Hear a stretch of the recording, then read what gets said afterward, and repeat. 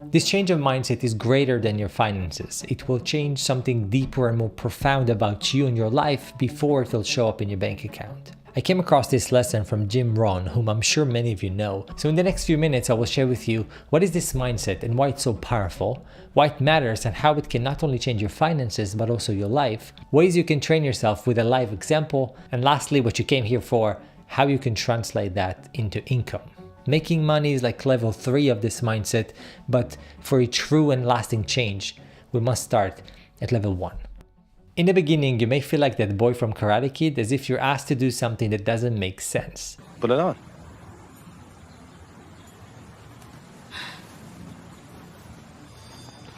Take it off. I already did all this. Take it off.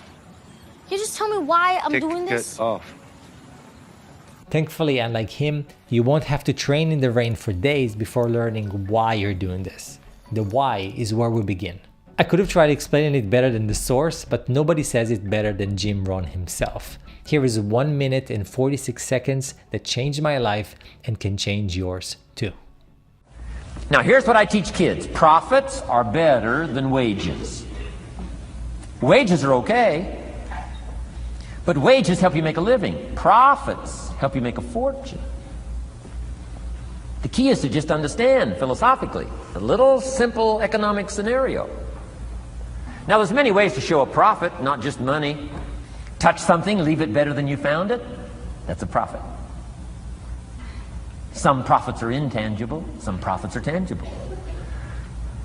Long before Earth Day, for all sophisticated people, it was very proper when you left your hotel room to turn out the lights. All educated people. Why? Leave a profit. It's so easy to flip the switch and leave a profit. Some say, well, the hotel gets the profit. What do you care? All you need to become is a person who leaves a profit. Wow. I talked to a man who runs a whole string of apartments. He said, guess what? Most people, when they rent an apartment, leave it, what? Trashed, worse than they found it. What kind of a reputation would that be? Whatever you touch turns to trash. Whatever you touch gets dirty. Nothing you touch gets better. See, that's a poor philosophy. No wonder it leads to poverty, small lives. As one writer said, living lives of quiet desperation. This is where it all begins. Failure to leave a profit when you can, turn out the lights, doesn't matter what it is. Become profit-minded. Profits are better than wages because profit has the potential to make a fortune. Wages has the potential to make a living. It was December 28, 2012 when I first came across the words become profit-minded. I was 19. At 22, I moved 4,000 kilometers away from home and I took those no's with me and I have them to this day. The emphasis on who I was becoming deeply resonated with me, and Jim Rohn's mentor, Mr. Shoaff, summarized it with one sentence. But what I'm about to share with you changed my whole life. Here's what Mr. Shoaff said. Set a goal to become a millionaire. And he said, here's why. For what it will make of you to achieve it. And I got one of the greatest classes in one sentence I've ever received in my life.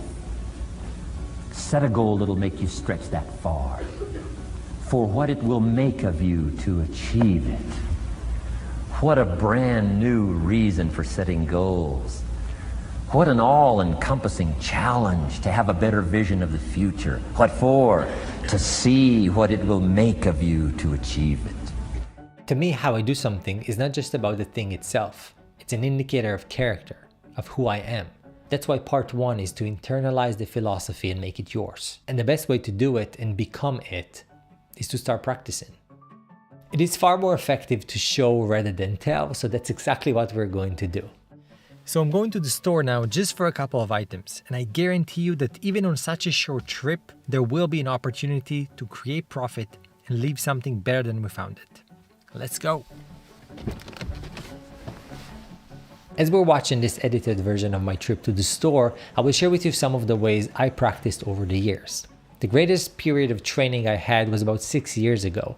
I walked to and from work every day, and I challenged myself to pick up at least one piece of trash on each journey.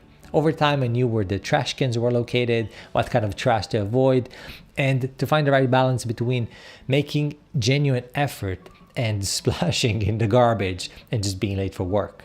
I always kept in mind that I wanted to be genuine in the practice itself, because that's what I would need when one day I would sell a product. I would want the product to be genuine and thoughtful, because I'm not just looking to tick the box, but to actually offer something of value. I would also practice in the grocery store, as you can see in this video, if I see food that fell to the floor or shelves that could use some tidying up. In retail stores, there are always shirts and tops that end up on the floor, and so I found a balance between not folding them, but I would always pick them up so that they're not trashed or ruined. I would also wipe the sink in the shared bathroom in the office or the counter in the shared kitchen, because sometimes people would leave stains of coffee or things like that. I found that was super easy to do without jeopardizing my health or my hygiene, and the possibilities are pretty much endless. In the beginning, it was like the pendulum swinging to one extreme. I was looking for opportunities to practice, maybe a little too much, but that's usually what leads to change in the course of one's life. It's like when you get a piece of paper that has a crease on it, how do you make it straight again? You bend it to the other extreme so that when you let it go, it stays in the middle. And that's basically what you're trying to do to yourself. And at some point, the pendulum would swing back. And that back and forth dance is all about who you become. Even if at the end of the process you end up practicing less, at least you've graduated from practicing and now you've entered into being. You've become that kind of a person who leaves a profit. And that is how one can turn this new vision and philosophy for life into a profitable business. There is only one reason people spend money, and I don't know how clear it is to most people. So although it may sound stupidly obvious, we need to lay that out before we continue. Here's how anyone has ever made money. To get money, you need someone to pay you.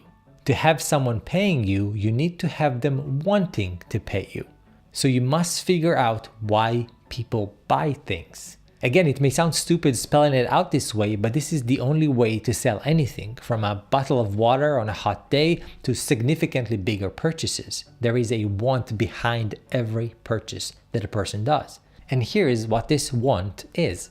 People will spend money if they believe that something, a product or a service, will help them fulfill that want. People either want to get closer to something, like a goal, or they want to get further away from a problem they're having. This is the driver behind people consuming content or buying things, and this is your opportunity to convert that profit mindset into income. As Naval so powerfully wrote, you will get rich by giving society what it wants, but does not yet know how to get, at scale. When your brain is trained to recognize opportunities to make something better or to leave a profit or to solve a problem, it is only a matter of time and observation before you can find a problem you can solve and sell the solution to. Every business should be an answer to a need. That is why you want to verify your idea before starting the business or creating the product. You need to make sure people want it. If you're not new to the channel, you probably know that I consider content creation the ideal path for normal people, people with no capital or any business experience. And here's why.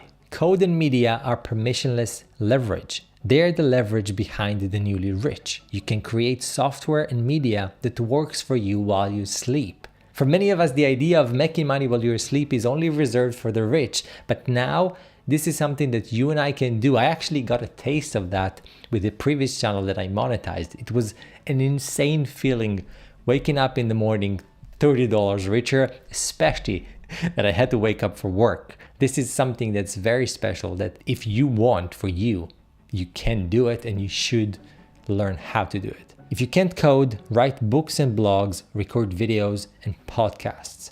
I think content creation is awesome because you get to talk about something you love, and if you deliver good value, a percentage of your audience would be happy to buy a solution to their problem from you. Normal people, just like you and I, are doing that every day in every conceivable niche. So whether your dream is to start a brick and mortar business or an online business, I and people smarter than me believe that it begins with a flip of a switch. It's so easy to flip the switch and leave a profit. Everything we talked about in this video stems from this, which makes the philosophy and becoming profit-minded the ultimate goal. First, become the right person with the right vision. Then you'll be able to serve the right audience with the right solution. So that's it for this video. If you're still here, I have to say I'm impressed. I packed a lot into this video, so I hope it was easy to digest. Lastly, here's the video I believe it makes most sense to watch next. Hope you found this helpful. I'll see you next time.